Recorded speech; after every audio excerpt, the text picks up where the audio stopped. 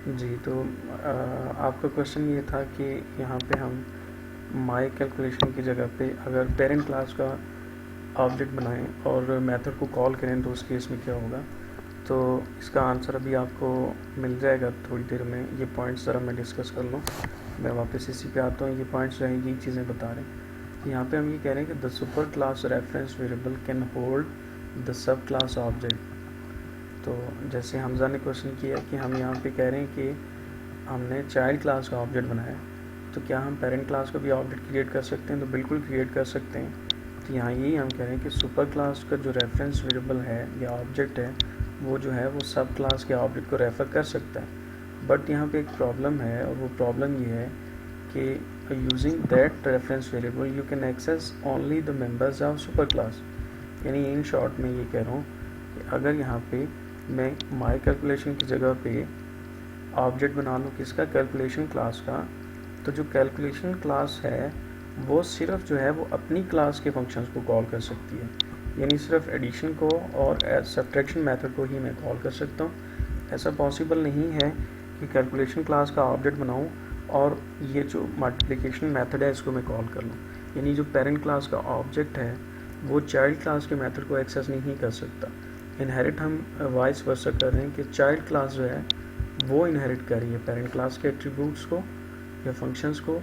सो child class का object जो है वो पेरेंट क्लास के फंक्शंस को एक्सेस कर सकता है, लेकिन जो पेरेंट क्लास का ऑब्जेक्ट है वो चाइल्ड क्लास के फंक्शंस को एक्सेस नहीं कर सकता। तो ये पहला पॉइंट आपने कंसीडर करना है यहाँ पे जो हमने ये लिखा हुआ है, ठीक है। अच्छा, जो सेकेंड पॉइंट है वो भी तकरीबन कुछ इसी तरह की बात हो रही है कि हम ये कह रहे हैं कि if you consider the above program you can instantiate the class as given below. तो यहाँ पे इस एग्जांपल को देखें, हम ये कह रहे हैं कि कैलकुलेशन क्लास है, उसका एक ऑब्जेक्ट हमने बनाया डेमो के नाम से, लेकिन हमने जो उसको रेफरेंस असाइन किया है वो कैलकुलेशन क्लास का नहीं है, वो है माई कैलकुलेशन क्लास। यानी जो पेरेंट क्लास है कैलकुलेशन, उसका जो रेफरेंस वेरिएबल है वो क्या कर सकता है कि वो चाइल्ड क्लास के ऑब्जेक्ट को स्टोर करा सकता है।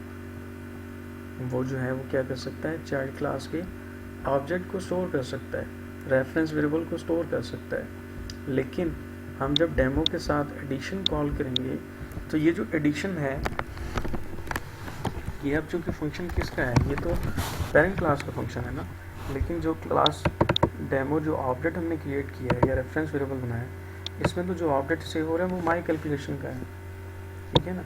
यानी चाइल्ड क्लास का जो है वो रेफरेंस जो है वो स्टोर हो रहा है। तो हम जो है सिंपली हम ये कह रहे हैं कि आपने यहाँ पे ये समझना है कि जो पेरेंट क्लास का ऑब्जेक्ट है, जो पेरेंट क्लास का रेफरेंस वेरिएबल है, वो चाइल्ड क्लास के एक ऑब्जेक्ट को स्टोर तो कर सकता है, लेकिन उसके थ्रू जो है वो हम चाइल्ड क्लास के मेथड को कॉल नहीं कर सकते। हम सिर्फ जो है वो पेरेंट क्लास के ही मेथड को कॉल कर सकते हैं। तो ये हम जब पॉलीमॉर्फिज्म का कॉन्सेप्ट पढ़ेंगे तो आपको मज़ीद क्लियर होगा, अभी कंफ्यूज होने की ज़रूरत नहीं है। हम सिंपली हमेशा क्या करते हैं कि चाइल्ड क्लास के ही ऑब्जेक्ट्स क्रिएट करते हैं, ठीक है। यानी कि ये वाला काम हमने नहीं करना कि पेरेंट क्लास का ऑब्जेक्ट बनाएं और उसमें रेफरेंस जो है वो चाइल्ड क्लास का सेव कराएं, बल्कि हमने क्या करना होता है कि हम चाइल्ड क्लास का ही ऑब्जेक्ट बनाते हैं और चाइल्ड क्लास के ऑब्जेक्ट के साथ हम पेरेंट क्लास के मेथड को कॉल कर सकते हैं। और जो दूसरी इम्पॉर्टेंट बात है वो ये है कि अगर आपने यहाँ पे चाइल्ड क्लास का ऑब्जेक्ट नहीं बल्कि पेरेंट क्लास का ऑब्जेक्ट बना लिया तो उसके साथ फिर मैं चाइल्ड क्लास को कॉल के फंक्शंस को कॉल नहीं कर सकता, ठीक है। तो मैं समराइज़ करूँ अगर, तो मैं ये कह रहा हूँ कि हम पेरेंट क्लास के का अगर ऑब्जेक्ट बनाएं तो हम उसके साथ चाइल्ड क्लास के मेथड को एक्सेस नहीं कर सकते।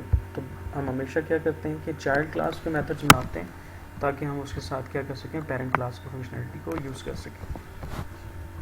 जी हमजा, क्लियर है?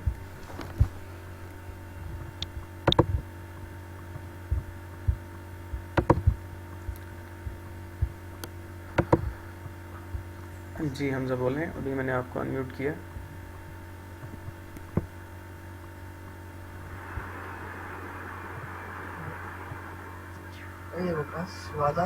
यस सर, क्लियर है।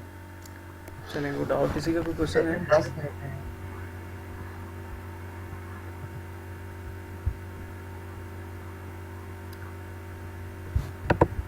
अच्छा जी, चलिए।